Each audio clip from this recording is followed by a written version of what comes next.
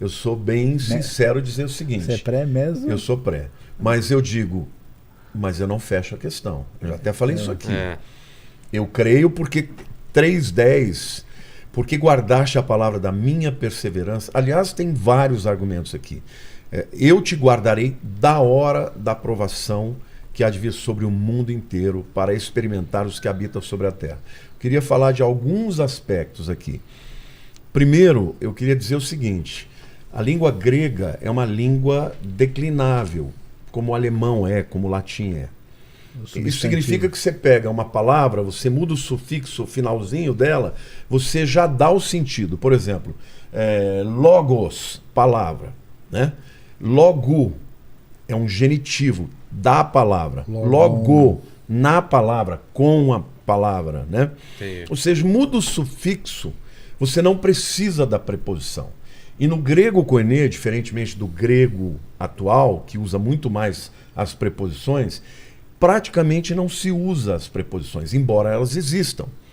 Só que nesse texto aqui, ele reforça que eu te guardarei da hora e não na hora. Porque no original, vou até abrir aqui o texto, porque guardaste a palavra da minha perseverança, também eu te guardarei ectes horas.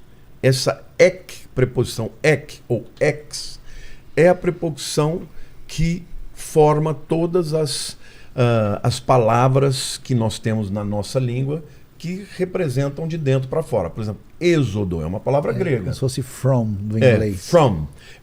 Êxodo, ex para fora, rodós, caminho. Caminho para fora, saída. Exit. Vem tudo daqui. Então, essa preposição, ela era absolutamente dispensável, a menos que o escritor quisesse reforçar o fato de que eles seriam guardados da hora e não guardados na hora. Então, para mim, isso parece uma evidência de que a igreja de Filadélfia, ou como eu creio que é para todas, não passará pela grande tribulação. Porque aí vem para provar os moradores, os habitantes da terra. No grego também habitar, né? Ikel, ou oikel, como alguns falam, mas é Ikel a melhor pronúncia, é você morar.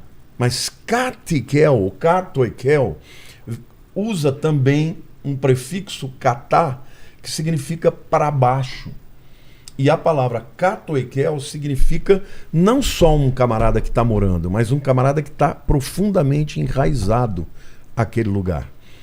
Então, na minha maneira de entender, é como se Deus estivesse dizendo: olha, porque você guardou a palavra da minha perseverança, eu vou te guardar da hora, para fora, te arrancando para fora, da grande tribulação que há de vir sobre todo mundo. E qual a finalidade dela? Para provar e experimentar os katoikel, aqueles que moram na terra, mas que estão enraizados. E aí eu entendo como se fosse vamos dizer assim, uma pessoa profundamente envolvida com a cultura desse mundo e que não, obviamente, aceita a verdade da fé, né? Então, o argumento faz sentido, é utilizado, mas é discutível. Não, claro que é discutível. Até mesmo dentro da gramática, os usos, por exemplo, alguns falam guardar em meio a essa situação, existe uma... Não, mas em meio não é o ex. Então, mas... Disso eu entendo. Não, peraí. Eu conheço bem as... Se você pegar todas as preposições com todos os seus usos, pega um A.T. Robertson com todas as suas variações... Mas ex é sempre de dentro para fora. Tudo bem. Não é no meio. Não é no meio. Você pegar no próprio léxico, você vai ver. Não tem isso. Não, isso é o primeiro uso da preposição. É o mais frequente. Tem as exceções. Exato. Então, na minha opinião, o que eu penso? Eu penso que o livro de Apocalipse, eu não ia entrar nisso aí, tá? Estava respeitando as nossas... Não, mas é bom. Deixa... Eu penso o seguinte... O pessoal entrar em tribulação. Os 3 primeiros capítulos de Apocalipse dizem respeito à era da igreja. Eu falei para vocês lá de Apocalipse 1:18, né? Escreve as coisas que viste, está falando da visão do Cristo, visão as que são... mais dispensacionalista. Eu não sou dispensacionalista. Mas tá? é bem próximo. Não, eu tenho divergências graves do dispensacionalismo. Não, e outra... Dispensacionalismo é que Deus trata através de diferentes dispensações ou períodos de tempo de maneiras diferentes. Geralmente são pré-milenistas, pré-tribulacionistas. Então, mas eu não sou dispensacionalista, porque eu acredito que Deus ele tem maneiras de lidar com o ser humano sem depender dessas classificações de dispensações. Mas o neodispensacionalismo mudou eu tenho outras divergências também. Desde o Ryrie. Charles Ryrie. Inclusive foi meu professor. Então, ele... E o Dwight Pentecost também. Não, mas o Ryrie deu uma nova roupagem hoje, Dallas já está numa terceira onda. Darrell Bock, é outra história. O que eu penso é o seguinte: a partir do capítulo 4, nós temos o juízo de Deus. Não, 4 na verdade é o arrebatamento, né? Eis que ele vê uma porta aberta, uma voz como trombeta dizendo que sobe aqui. E a grande tribulação eu vejo a partir do capítulo 6, que é a abertura dos selos. De 6 a 19. De 6 a 19, porque aí depois vem o Armagedon e tal. Mas isso é uma discussão um dia para um outro podcast. Outro programa. Então, o que eu digo, eu sou sincero para dizer, eu creio que nós não vamos passar, mas temos que nos preparar para que, no caso de passarmos... Está preparado. Tem que estar preparado. Claro. O que me parece fazer sentido, primeiro que essa realidade da tribulação está ocorrendo entre eles. Tanto é que eles vão ver quem são esses, são os que vieram da grande tribulação, porque esse pessoal está morrendo debaixo do sofrimento de Roma. Por isso que existe tantos que se chamam a si mesmos de preteristas. Então, num certo preterista sentido... que acha que tudo aconteceu lá. Naquela época. Já aconteceu. Então, na verdade, você tem uma realidade da tribulação presente, que aliás é a motivação do próprio livro do Apocalipse, né?